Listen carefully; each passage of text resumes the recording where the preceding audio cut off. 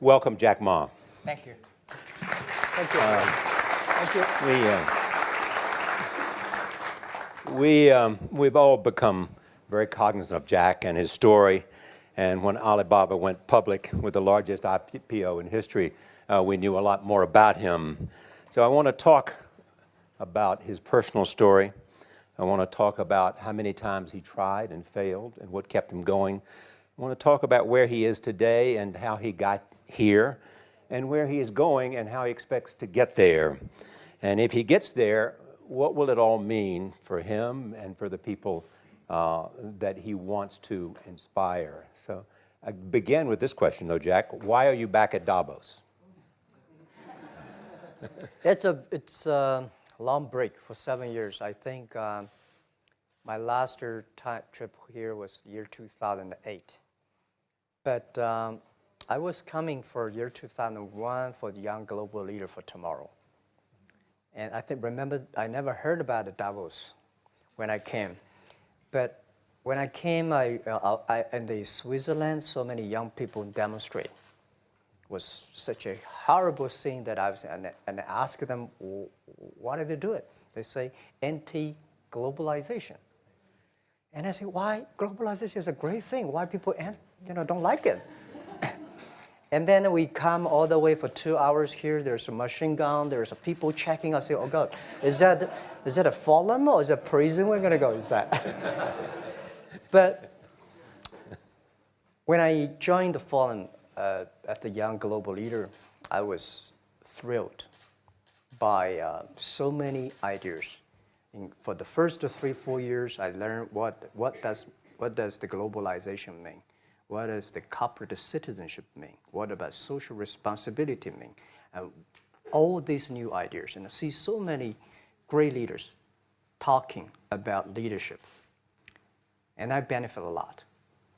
In the year 2008 and 2009, when the financial crisis came, I think it's better go back to work, because we can never win the world by talking. So go back, spend 7 years. Now I come back, I think it's time to do something return, because I learned so much. Let's talk 12 about years that. ago. So why I should not talking to the young global leader of today, sharing with them how we've gone through. Okay. So that was the thing. Let's start with where you are today. Just how big is Alibaba? How many people come every day? How many people come in a week? How fast is it growing? Yeah, we have over 100 million buyers visiting our site, shopping our site every day. And we created 100 million every day. We created 14 million jobs for China, directly and indirectly.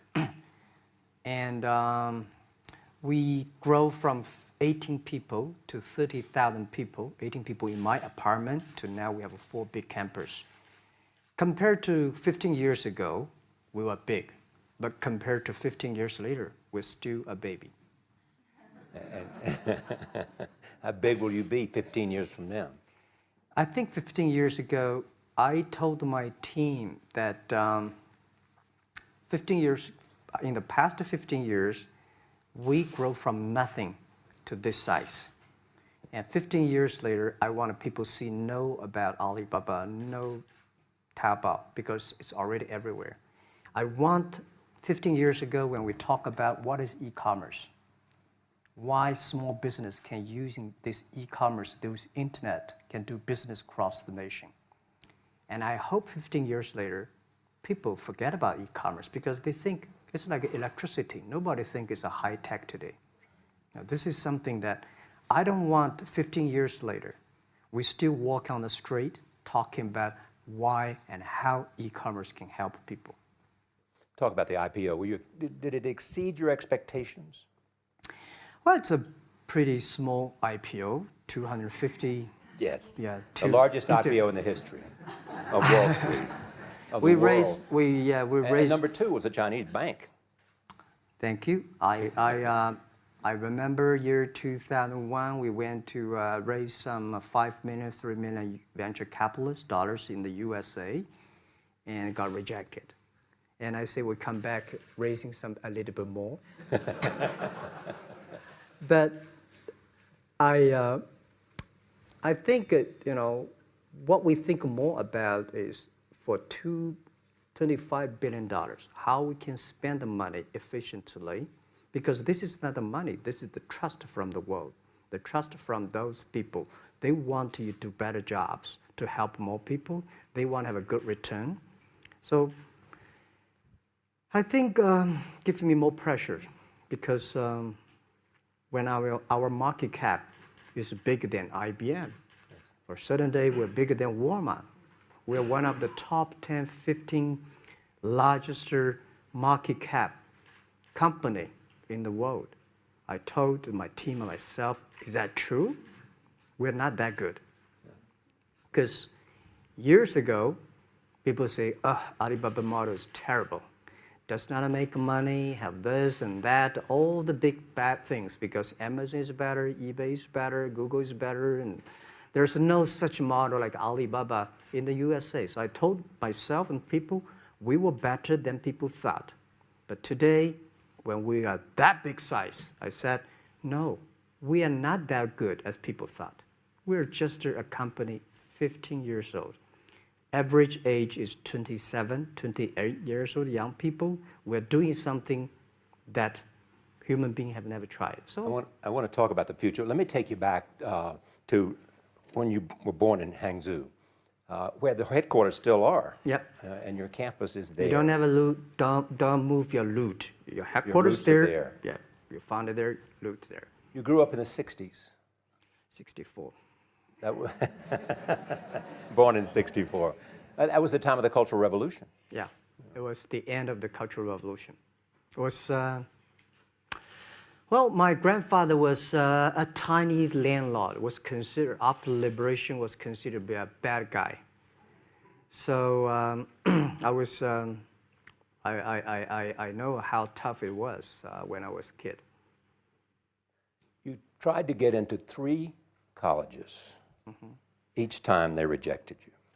No, I tried. There's examination that young people, if you want to go university, you have to take the examinations. So I failed 3 times. Right. But a lot of fail. I failed for funny things that I failed a key primary school test for 2 times.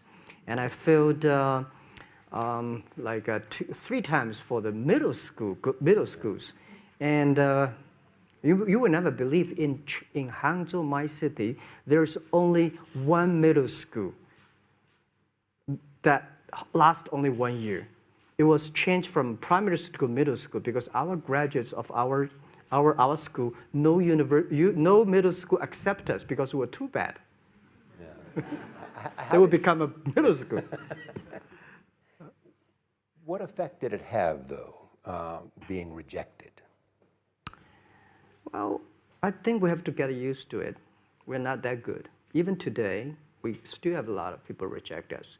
I think when I graduate from universities, and before I, for 3 years, I tried to fill in the universities. So I applied jobs for 30 times, got rejected. I went for a police. They said, no, you're not good. I went to even the KFC. When KFC came to China, come to my city, 24 people went for the job. 23 people were accepted. I was the only one guy. And we went for police. 5 people, 4 of them accepted. I was the only guy that I received it. So to me, being turned down, rejected. Oh, by the way, I told you that I applied for Harvard for 10 times, rejected. I know I'll be rejected. I just don't want to say that. They're sorry now. 10 times you wrote them and said, I'd like to come to Harvard. Yeah. And then I told myself, someday I should go teach there, baby. I think that can be arranged. Richard Nixon came to Hangzhou. Yeah. And after that, tourists flooded the place. Yeah. And that's how you learned English. Yeah. I really like I don't know why, at 12, 13 years old, at that time I suddenly fell in love into the language, the English. And there's no place you can learn English at that time. There's no books, English books. So I went to the Hangzhou Hotel, now called Hangzhou Shangri-La Hotel, because that was the hotel can receive the foreign visitors. So every morning for 9 years, I showed them around as a free guide, and they taught me English. And I think that changed me. Today, I'm a 100% made in China. I've never got a one-day train outside China. Yeah. And when people talk to me, say, Jack, how can you speak English like that? Why sometimes you talk like an Western guys? I think that was the 9 years. These Western tourists opened my mind, because everything they told me are so different from the things I learned from the schools and from my parents. So now I have a habit. Whatever I see, whatever I read, I use my mind. Think about for 2 minutes. Is that how Ma Jun became Jack Ma? Actually, Jack, the name was given by a lady in tennis. She's a tourist. She came here and she said, came to Hangzhou. We become a pen friends. Ma Ring is so difficult to pronounce. So she said, do you have an English name? I said, don't. So can you give me an English name? She said, okay. She said, my father called it Jack. My husband called Jack. What do you think about Jack? I said, good. So I've been using that for that many years. Yeah. First visit to America, 1995? 1995, yeah. I come here for a project helping the local government to building up a highway. And you tried the internet. I tried the internet in Seattle, and in a building called the USA Bank. I don't know whether the USA Bank is still there or not, but it's a building. And my friend opened a small office, which is like only 10% bigger than this room. And there are a lot of computers in there.